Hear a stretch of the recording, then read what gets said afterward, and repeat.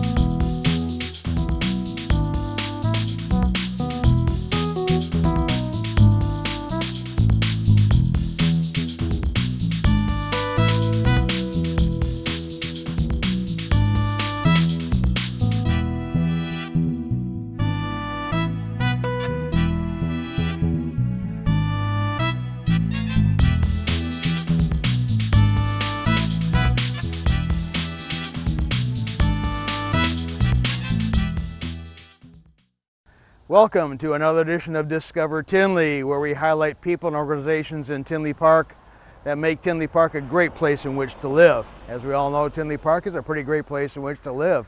My name's Ron Centanni. I'll be your host today, and we're out on location, as we kind of usually do in summertime, and we're at the Tinley Park Historical Society meeting area of the church and the schoolhouse.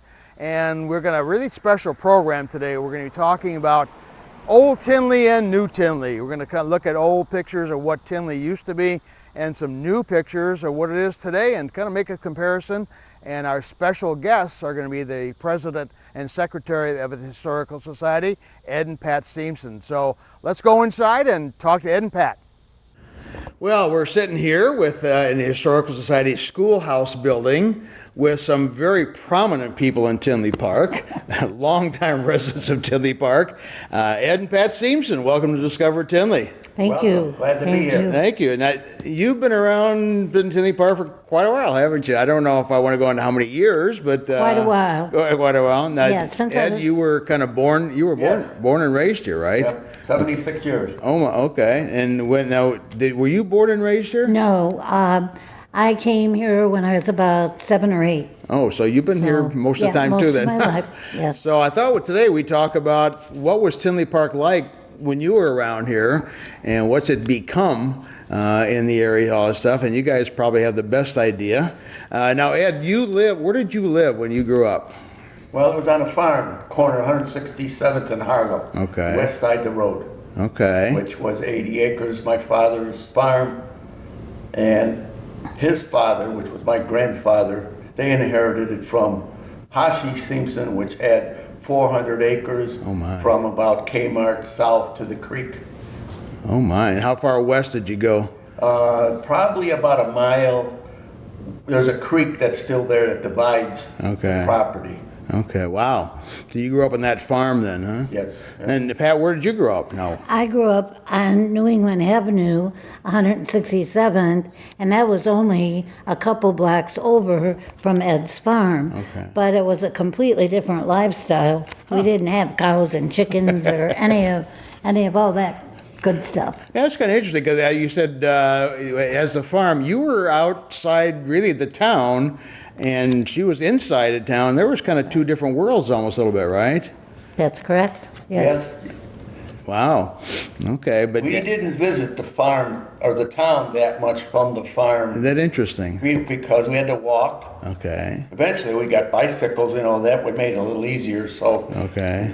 we would go to special events in town like parades and festivals and that. One very interesting thing is Saturday nights they would show silent movies on the side of the grain elevator metal siding. So that was kind of a nice event going there. And where was that grain elevator? Right where the Brocky Square is, a little bit to the east right now. Oh So, my. Okay. I heard about that they showed movies on the grain elevator. So you would come to town for entertainment. Yes. Okay. Wow. And that's how you met Pat, huh? Yeah, that's right. Yeah, that was about probably 60-some years ago. Oh, my goodness. Teen club, at the teen club. At the teen club. Yes. Okay, we'll talk about that in a second here. Let's start out with probably the most prominent area of Tinley Park, and that's the what they call the Andrus Block, and that's over on Oak Park Avenue, right across from Zbraki Plaza, that whole big building there. What was there to begin with? Who started that whole block area? Well, that was Mr. Andrews that started the block. Okay. No, Mr. Funk started the block. Yes, you're the correct. Funk General Store on the corner. Okay. Yes, And that's then, right. once the town got going somewhat, Andrews moved in and built a brick building to the south. So the original was a wooden store, Wooden structure. Yes. Funk's General Store type of Right. thing? Yeah. Okay. There was a number of brothers that had businesses in town. Funk was one of the 11 children. Okay. And that developed into like a block area, that whole block area there. It Huh? did. Yes. And what- I mean, we weren't born around at that time, but Right. this is from, our records at the Historical Society and pictures. So we're relating, things that we have documents and that on. So And just a little plug for the Historical Society, they've got plenty of pictures and documents and artifacts from back when Tinley Park first began, so come on over here sometime. In that block there are some of the buildings that started there with the general store, and one thing I noticed that way back there was the Baths and Barber Shop in one of those buildings there, in that second building there. That began there, and then that grew into something maybe you remember, the library and post office. And the telephone company. Where was the telephone company? The telephone company was upstairs of the Funk store. Viola Wilkie was the first telephone operator. Even when we moved to Tinley Park, the phone numbers, we had to have a party line, and the phone numbers were only 4 digits. And I think yours was only 3, correct? Yep, Oh my. Yes. 532. Yes. Oh, that was your original phone number? So that's why Tinley started out with the 532. And we were 2062. That was your number, you know. My. And then, of course, they added a Kellogg 2 on front of it. Then that was changed to the 532, so on and so forth. But yes, that's where it was. And it was only, your phone was only operable part-time during the day. Oh, geez. For quite a while, and then as the town grew, they had telephone service for 24 hours a day. That's kind of interesting to think now, if they turn phones off, I don't think people could survive. No. What do you remember of some of the businesses in that block from when you were growing up? What were some of the Probably businesses? The most standing out one is the Cabot drugstore, Yeah. Okay. which again, it was a pharmacy, and the area that people would like mostly to go to, they had a soda fountain where you Okay. could get ice cream and sodas. Cherry Also Coke. connected that a little bit farther south was a Holstein Lounge, So, which that building has transformed and changed quite a few times. There was a country western building in there for a while. Then it went back to Holstein's Lounge, which it is now. So there's been quite a few changes to that area. yeah. And probably one of the biggest ones is in the center was Bettenhausen Hardware. Oh, yeah. Started around, I think it was 1934. Started his business in there in the central store.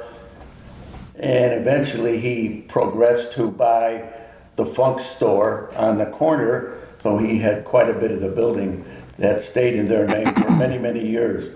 And it was just a go-to store in town for whatever appliances, miscellaneous items. Oh, yeah. Wow.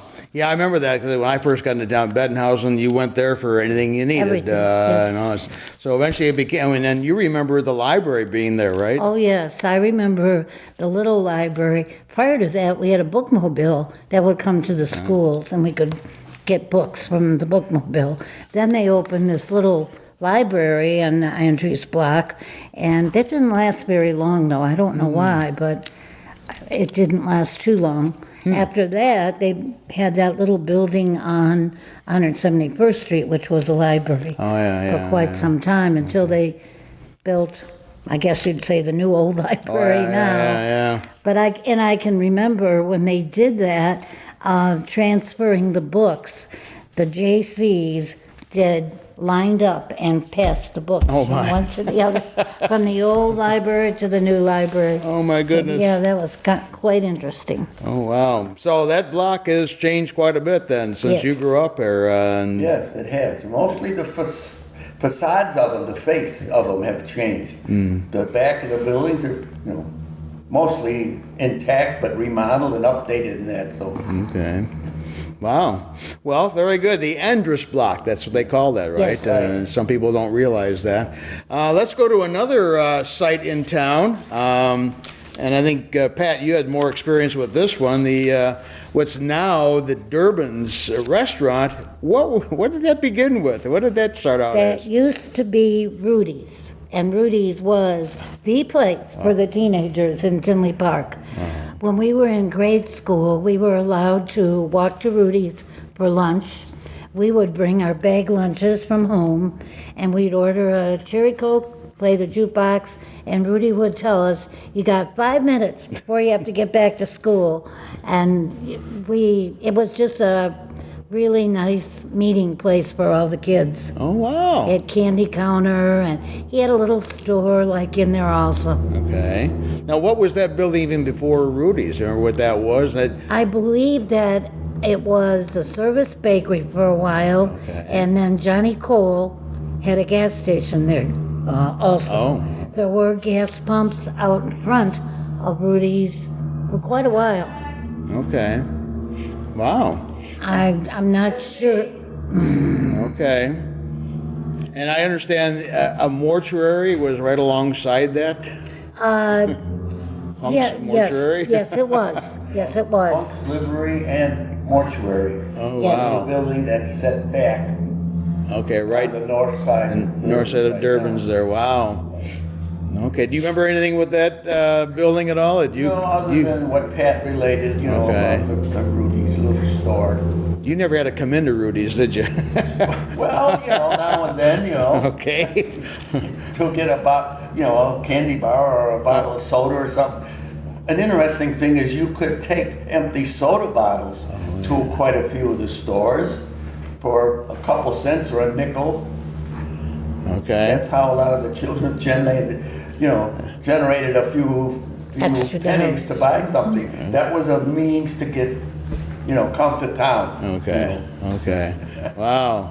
Good for you. Good for you. Wow. Yeah, I remember when I was a kid, we'd go to a local store for they'd bring the bottles back, and we get a little popsicle or something like that with the 2 cents in the bottles. That was that was something there. Good.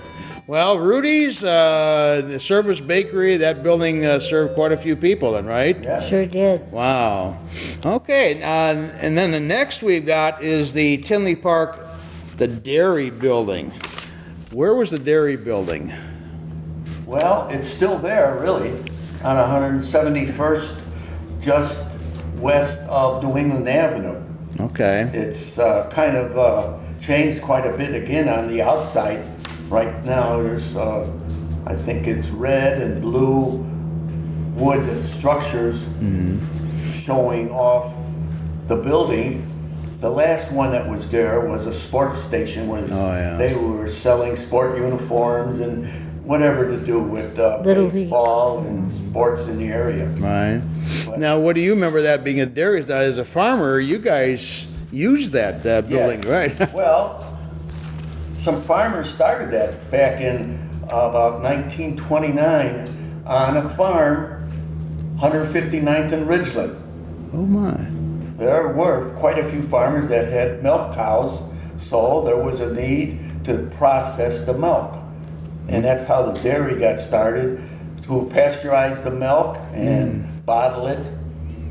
So right here in Tinley Park, there was a dairy and pasteurizing plant. From that place on Ridgeland Avenue, it moved to the present location, 171st and Okay. west of Oak Park Avenue, where that was in about 1936. They moved and bought that building, which again, part of it was a Funk livery stable. Oh. Where they were repairing wagons, building new wagons, and also it was a mortuary. So that Funk name was involved in quite a few enterprises in the community.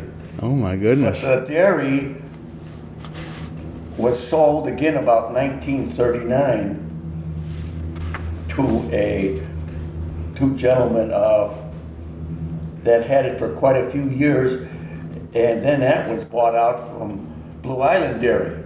Oh. Which they kept the Tinley Park name in that for a while, but the dairy was used to process milk, pasteurize it for the area. They had approximately 14 malt trucks that would deliver the milk, cream, and stuff that they had processed from the dairy. Wow. I understand your farm, you had dairy cattle on your farm, right? Yeah. And once the cattle was milked, we'd put it in milk cans, and sometimes you could take it to dairy, you only had a few cans. If you had quite a few cans, there was a truck that would come around and pick it up and take it to the dairy to process and that. Okay. Well, give a little more example of what it was like to live on a farm back then, too.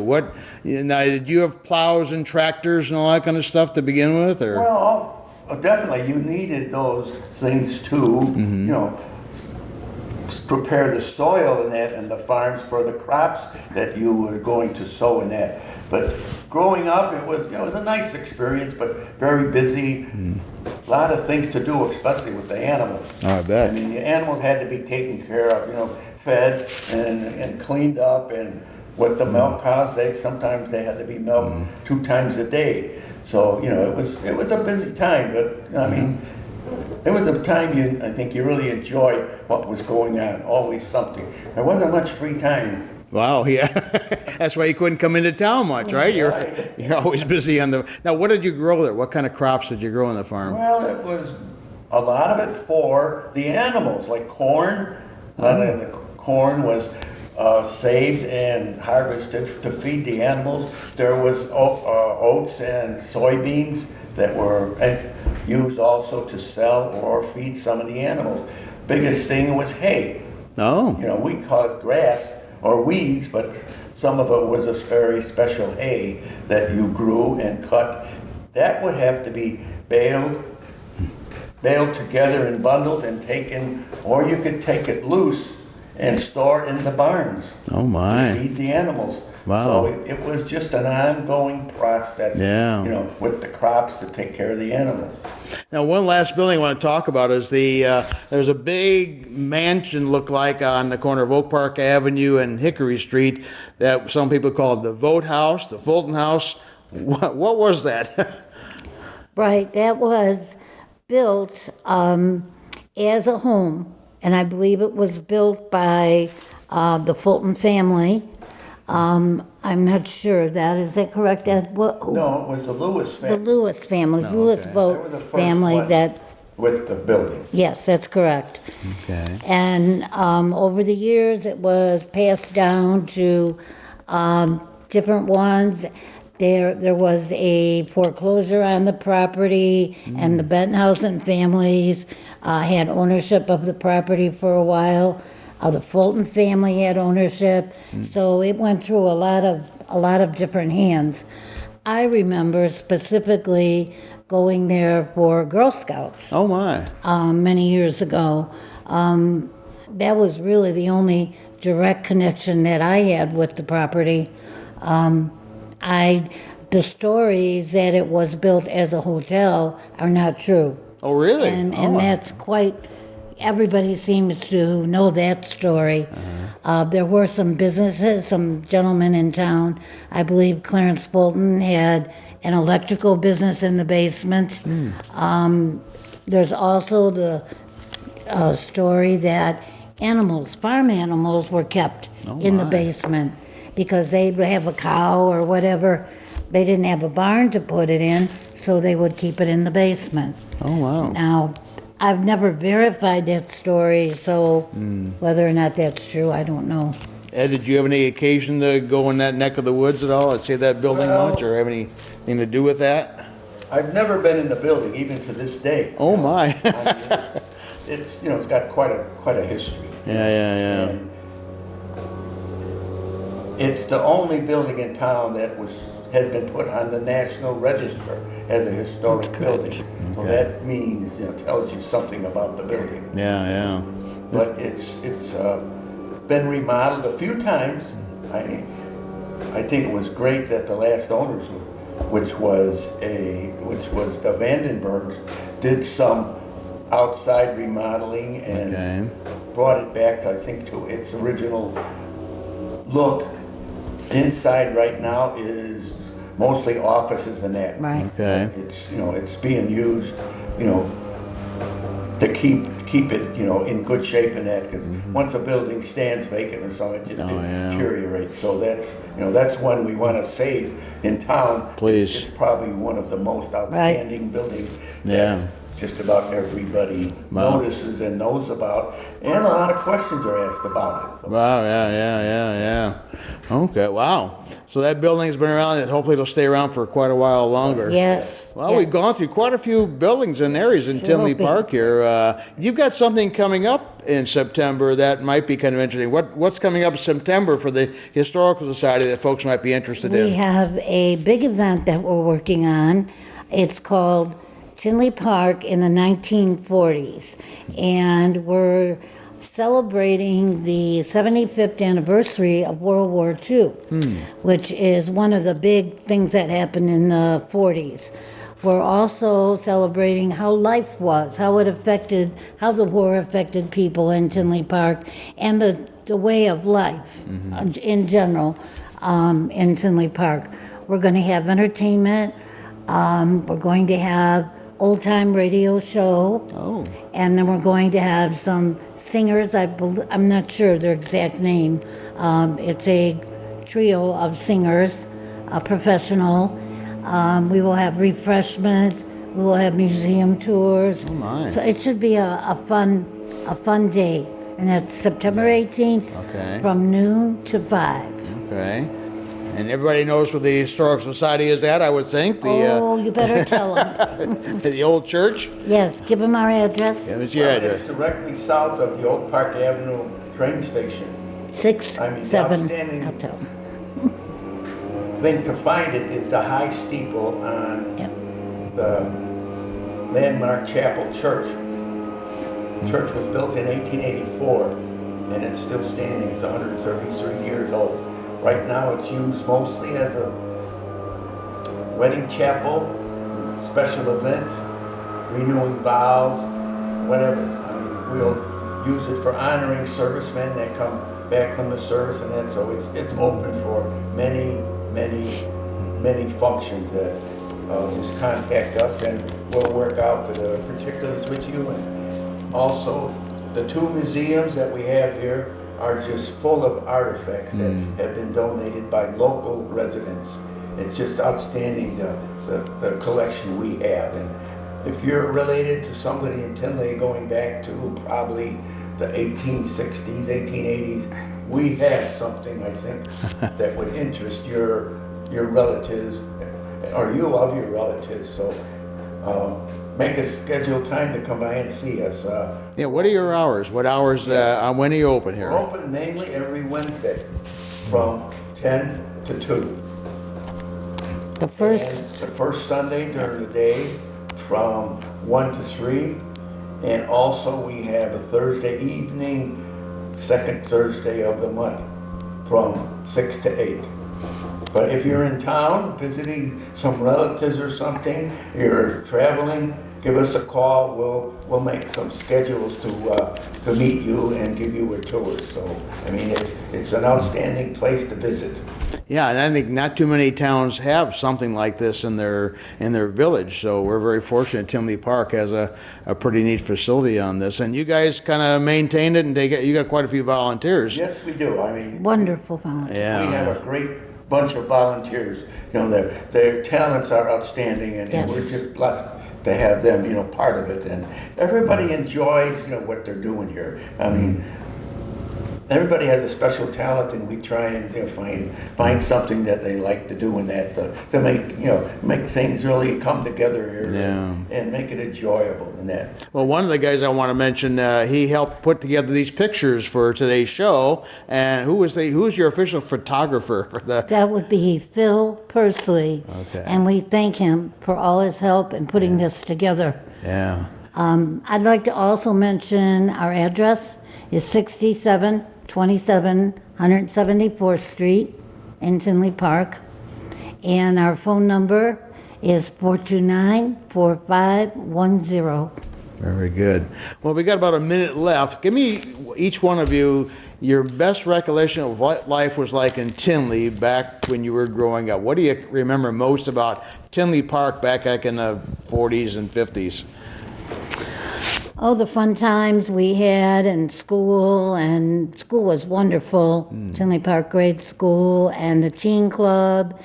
And then they built the roller rink. That was big time for us. We had no really recreation before that. The next year we got the bowling alley. So now we were really doing well. Saturdays we used to take the train to Blue Island to watch the movies.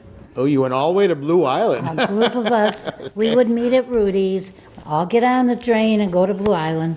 Oh my goodness. Yep, watch the movies. That was quite an adventure that we did. We had a lot of good times. Wow. How about you, Ed? What was a big recollection of living on the farm back in Tinley Park? Well, as I said, we didn't visit the town that much.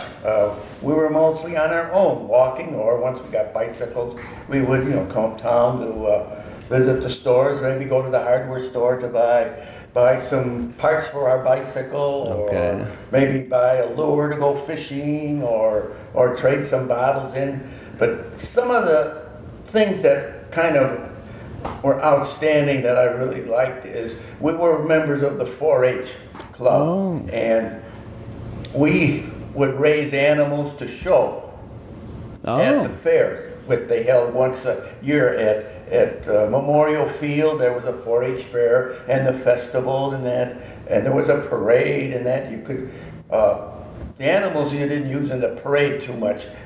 Those would have to be trained to be controlled, like a pig or a steer and that. Oh, but, jeez. you still had to work with them to show them at the fair and that. But it was just a great time to wait for that fair every year and just come in, and be part of it and that. So. Wow. And where did you fish, Ed? Yeah. Oh yeah, that was a pastime, Where at? Where did you Well, go? it's in Tinley Creek that flows around our village right now.